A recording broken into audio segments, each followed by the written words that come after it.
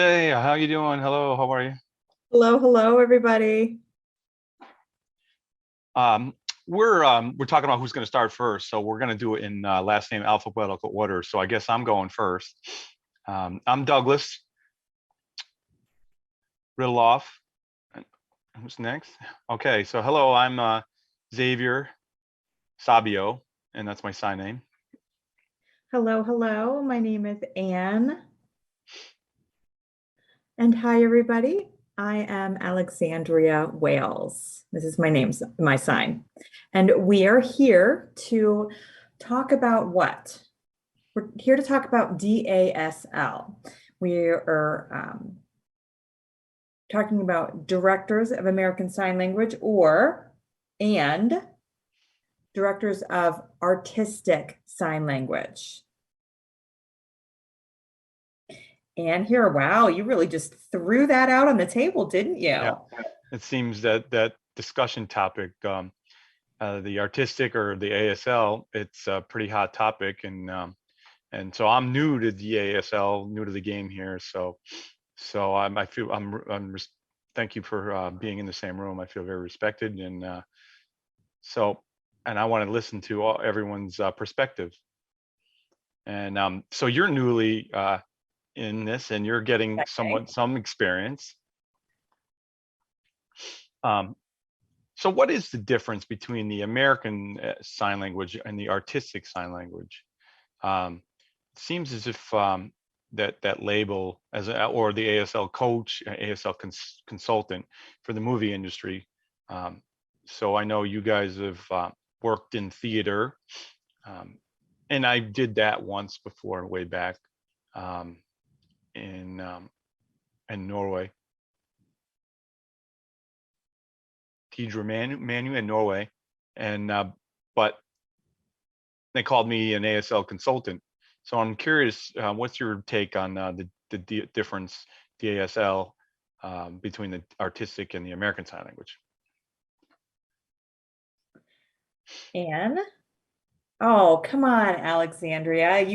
You weren't even going to go into explaining that artistic part. Well, I struggle with the artistic part because we are dealing with stories, and the point is to tell a story. And I mean, if we say it's ASL, we're telling our story directly in ASL. So that's just not being creative.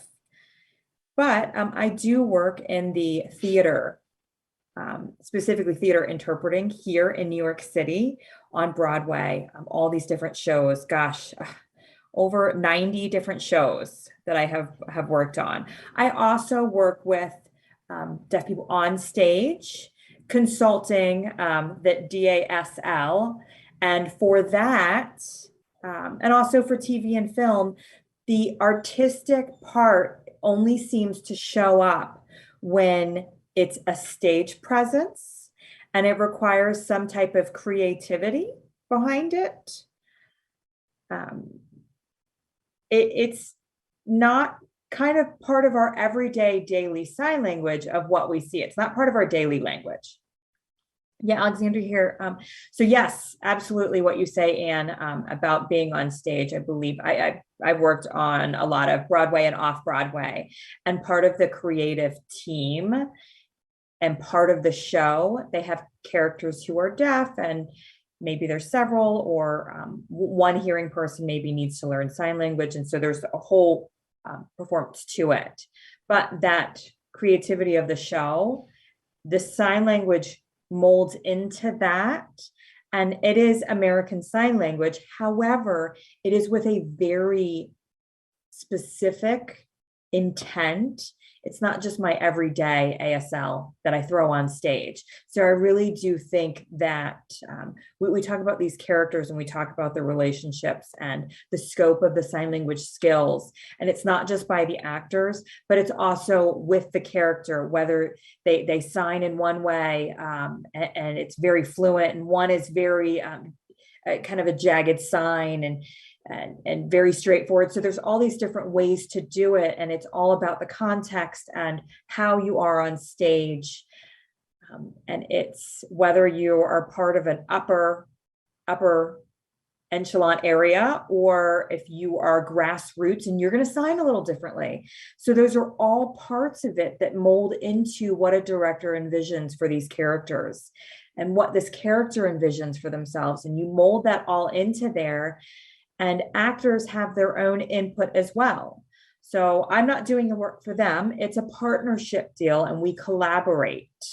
And we talk about who are you and what are you doing, and get that vision and figure out whether that sign fits for you, and you mold it. So I do understand the artistic aspect of it, and it's that creative frame. Also, you have to think about TV films. Stage is very different. You also have regional signs, regional accents, BASL, Black ASL. What does that look like? So it really is not only artistic, but how do we keep that mold and also break through in all these different ways? ASL is American, and you go into another country, it might look differently. You said you did Taro Manu, Douglas, and they asked for an ASL. Yeah. So there's sign, their Norwegian sign, but we went and looked at to transform it into ASL. So I read through the script and every single line, like you said, well, what's the character and what are they all about? And so that comes with each individual actor. Can they memorize that, the language and the lines, or are we doing more of an international sign? So, and we move, bring some ASL into it. So some of them already have a strong ASL foundation. And so, and like you mentioned, we can tweak it and then maybe give some tips and a couple examples on how to do that sign, and then they maybe pick one, and then we'll feed that to them. So, but as I see it, the ASL, the artistic part of it, to me, is more abstract, kind of like a dance move, and incorporated into sign language, and more of like a motion instead of a language so much. But so that's how I really picture it. With the director of ASL, like you had mentioned, is more of ASL, and that's the mother of all language, sign language in America, of course. So what we have here is all different, maybe different dialects, including ASL. So it started from ASL, and C and the PSE and all the BSL and all those different languages, and we try to take that and put it into one, but it all falls under one ASL. So that also, like you said, each character, as we develop them, what do they got for a backstory? What's that character all about up until this? Are they a great signer? Or are they kind of not so comfortable? And so we'll give that, and we'll give that language to that, or language them, or we'll give them the competency, or we give them the C signs. It depends on the story, and it depends on the character development. So I think that's the DASL aspect of it. That's just my take. Also, there are different levels of ASL. There's a coach there, and then there's a consultant, and then we have the DASL. So then we have the other one. So all three of those. So the DASL. So, and I'm throwing out there as a challenge. I feel like that's more of a theater thing. And Xavier was saying, I agree. I was just about to say that. So the console, you can look, and depending on what your job level is, So as an ASL coach, my take on it is that an ASL coach, so give me the script, and all I want is you to translate it, and of course with some, the character background and all that, and the backstory and all that stuff incorporated into it, and then we give it to them, and then that's it. But including, like, let's say, like camera work, the director feedback, editing process, the prior selection process, that's none of that's included. It's just give me the script, I look at it, and then it's that's more of a considered an ASL coach, and I'll work with that person, and then all said and done, then the consultant is more involved in the process of the production or theater, and the director will ask, hey, I know you should have done it this way, you should have done it that way, or and that becomes an automatic ASL consultant. This is Alexandria. I'd actually would challenge that, because what I'm seeing with words is the power of words, and also the difference in pay scale.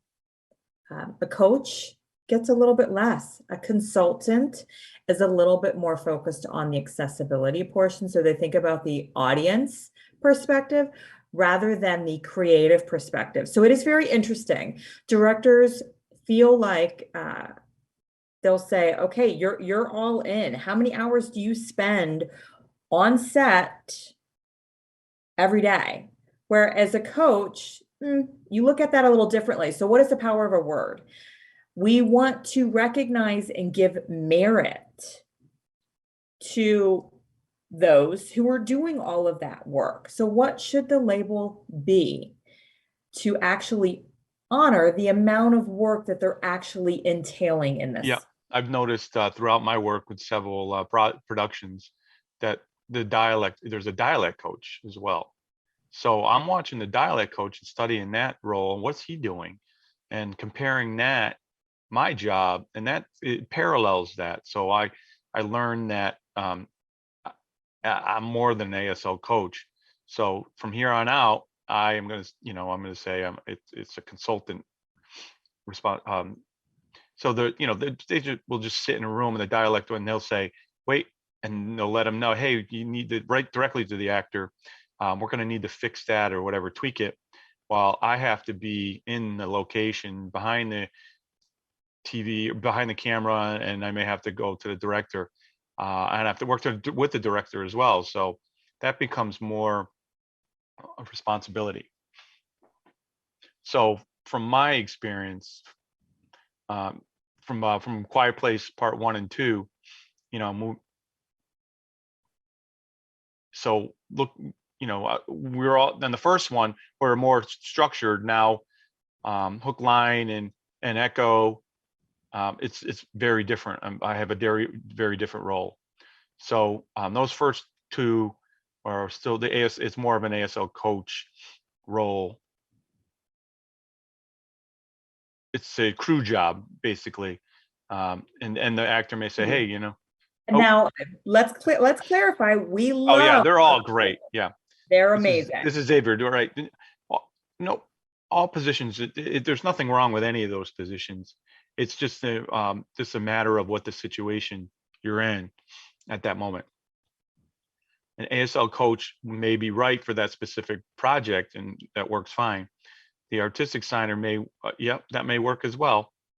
But I think what is important is that I think we need to change the way the hearing people view this. I think, so they think everyone's an ASL coach. It's like, no, we're not all ASL coaches. We're not designated ASL coaches, in a movie or a production. If that requires ASL, we just need a competent ASL coach. It's something that we really have to fight back for, and change the hearing perspective on that. And I think in our world, there's nothing wrong with that. But they look upon us and say that we're all the same. So this is Anne here. Yes, I wish we didn't have to have these labels and just focus on our job. And okay, so you need ASL training. You need to get this translated. You need to check the frame. You need, what do you need? Stage presence. Okay, we got to figure all of that. It's really all encompassing. And I wish there was no labels, because honestly, I am exhausted from explaining and over explaining what exactly we do and trying to get these people to wake up, especially the people who say, oh, no, I don't think we really need you. We have a presence here on stage, on screen, behind the camera, in the room, at the writing table. We are very vital. We are there and we are present. And that is a constant struggle that we have to constantly advocate and say, hey, you can't do your project without us. You think that a hearing person would have the power to set up this project, and you really have to fight for the recognition of these positions, and it is hard. I just want to be able to do my job, but at the same time, I do understand that it's still our responsibility. The weight is still going to be on our shoulder as we go through this and keep up that presence to say that we are here. This is our world. Would you like to be a part of it? Then include us in this. You guys can't do this without us. So I do feel like lately that has been something weighing on my shoulder. I see that, like you've just mentioned, DASL and everything is growing larger. And I'm seeing more and more presence, which means we are able to better advocate for people who happen to be part of this group. Alexandria here. I think one thing I wanted to mention, what is exhausting, yes. I'm not talking about finances, financial aspects, but we do need to make sure that we are worth our time. It is a full-time job to be on a film set or to be on a Broadway show as a DASL consultant, not just a once a week thing. This is an everyday thing. And I'd like to think that long-term, what does that mean? Do I get a health benefits for my investments? Or is it just disappear after each thing? I think that that's something we really need to be mindful of, how we can really make this all encompassing. Things are happening fast. For a long time, it was very slow moving. And then we have literally just switched gears. There's more people, there's more visibility, and things are starting to be more involved and all encompassing. So we really need to make sure that we have the qualified people to do these types of jobs. And I understand the labels, but what I've really learned is that this type of work that we do not just do for hearing people who are learning how to sign. We do it for deaf people too. I found that a lot of experiences I've had working on projects with deaf people in front of a camera, they feel that they have that ability to go, oh, somebody behind the camera understands me. They understand my signs. They understand if I mess up a little bit, or they can give me that level of confidence to just set myself at ease, which is so important. And I think that we overlook that sometimes. Our job is not just to focus on one part, but it's everything, to make sure that everything melds perfectly. And it's a lot. And it's exciting. It's an exciting job, and it's a lot. You are right. At first, a couple places didn't hire me but they hired for JK, and they just to focus on them. But like you said, they needed my my aura. They needed their support, and to know that I was there and to feel comfortable. And so sometimes I'll say, hey, give some feedback and some encouragement, and they'll thank me for that. So I think it's important that portion, that role expands a little bit as well. Yeah, you just show up. You're right. Just show up and it changes everything. Yep, right. We obviously doing something right, because our totality of our work, everybody's totality of work is showing, and people are now noticing and believing in us and trust us. First they might have been apprehensive, and they shouldn't have been, but they're now opening up the doors a little bit. And now we have to think about how we want to bring people in to build up that relationship with the production companies. It's a huge challenge, and It is. and I'm afraid that, hey, I'm great and I can translate, and then we move somebody in and it doesn't work so well, and maybe give a bad impression. So, and become DSL consultant, whatever that may be. It's not easy. It's not an easy job. It No, it takes isn't. a huge commitment and time and investment. And like Alexandria said, time on the set, late nights, maybe 1 a.m. and popping back up, or 8 a.m. So we really have to dedicate everything that we have and work as hard as we possibly can. So if we can't take it lightly, it's not going to work. The dominoes will fall if we don't do it correctly. So I don't want that to happen. It's a great time. We're in a wonderful place right now, and we seem to be going in the right direction. And I'm curious to see where it's going. Absolutely. I wanted Zavier to come because I know that you said that you were the new one to the game, but what I've really noticed is the benefit of mentorship and having that mentorship, especially for different situations where it's okay and permitted. I would encourage that, but I'm curious if you have any of that type of experience. I'm glad you asked that question, Alexandria. My first DASL job was with in Broadway. It was right before COVID. I was not planning to sign up for that particular project, but someone who referred me was a good friend of mine. Sorry, I missed the name. And they asked the ASL for that particular play, and he said no. And I might just jump in. Oh, Dax Rudensky, thank you. And so because of that play, and it was in all Black characters, so he didn't feel it was right. So he asked the new guy, and that's where I came in. And I never knew what DASL was. I had no idea, and I just jumped into the fire. So I thank God for Dax, and he's my mentor throughout this entire process. And he's telling me what to do and what not to do, and at the same time, I'm learning on my own, and with interpreters and signing and learning what the DASL role was. So I think the mentoring part is really a huge benefit for anyone who wants to become a DASL, and I think that would really help ease the transition into this industry, instead of just getting thrown into the fire and not having any idea. And that would leave a bad impression on all the others. So yes, again, that mentorship is very important. Anne, you wanted to talk about your CODA experience. If you wanted to talk about the transition period. Well, Anne here, gosh, I was lucky. It seems like whatever Alexandria has done, I just happen to be involved in it.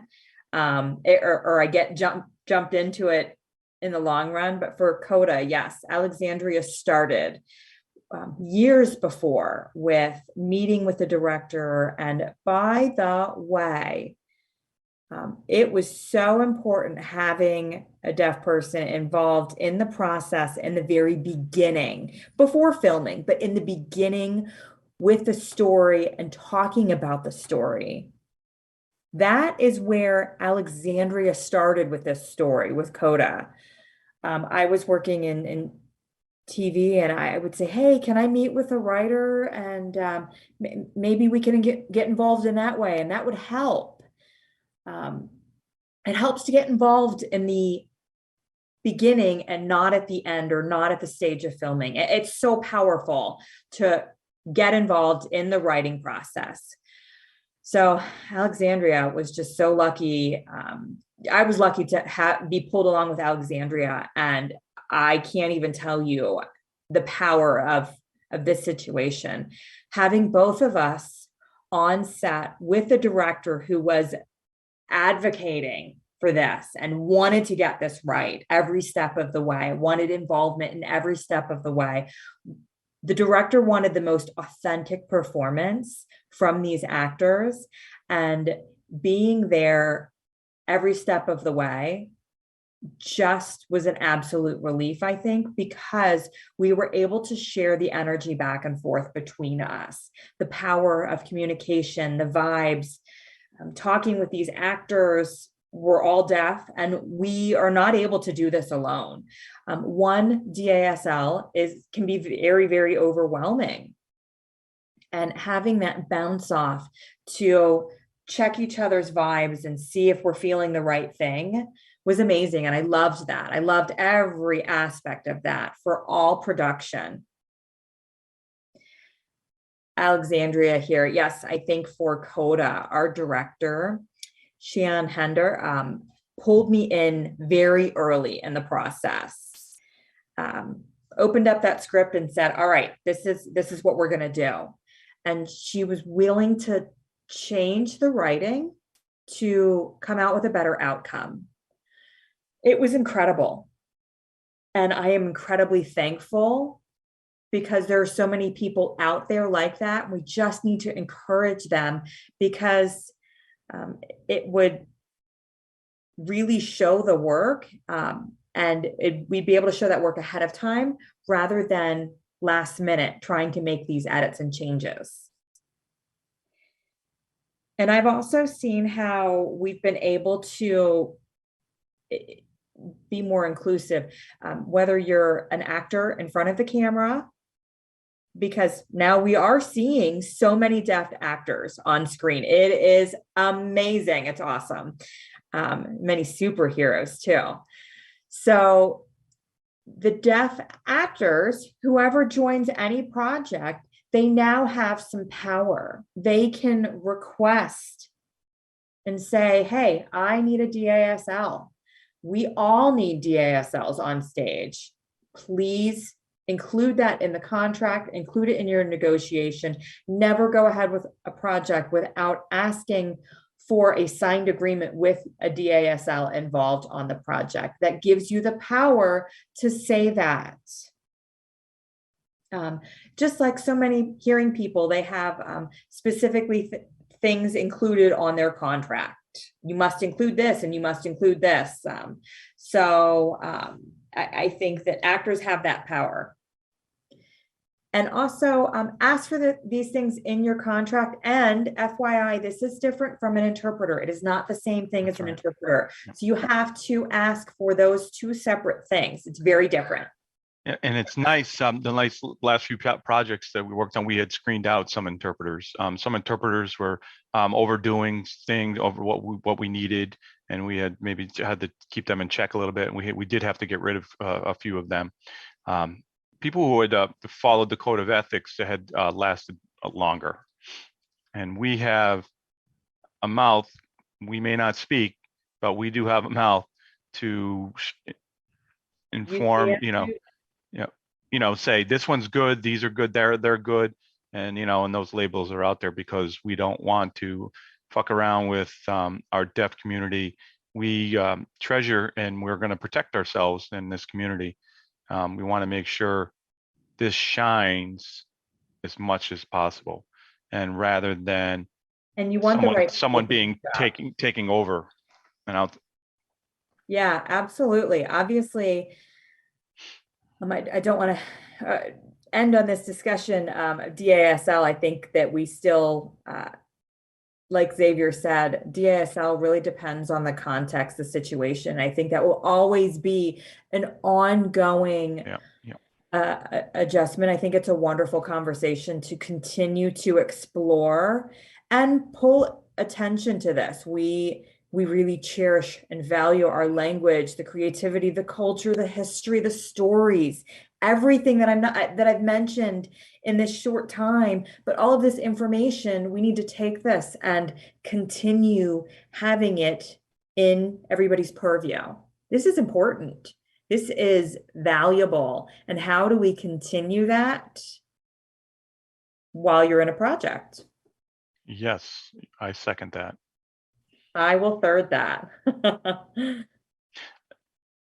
Really, DASL now seems to be, and I know it's been around for a while, but it seems to be growing, and seems that everyone's got their eyes on it, and it's a pretty hot topic right now, and I'm excited to be a part of that. And so I hope one thing, see DASL grow and continue to grow, and within the people of color community as well, and that's my perspective. I know in theater, I know we're starting to expand in the people of color community, and we really want to bring in more people of color and the DASL and work together with them. And because within the deaf lens, we have obviously different people within that lens, and it'd be nice to see from all different perspectives. So, and that's what I'm envisioning for the future. Absolutely. I agree. I love that. Let's keep it up. Yeah.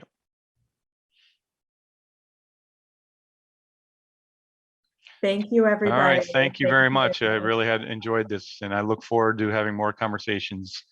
This is a one-time conversation To that be will happen continued. many times. Yes, absolutely. Thank you.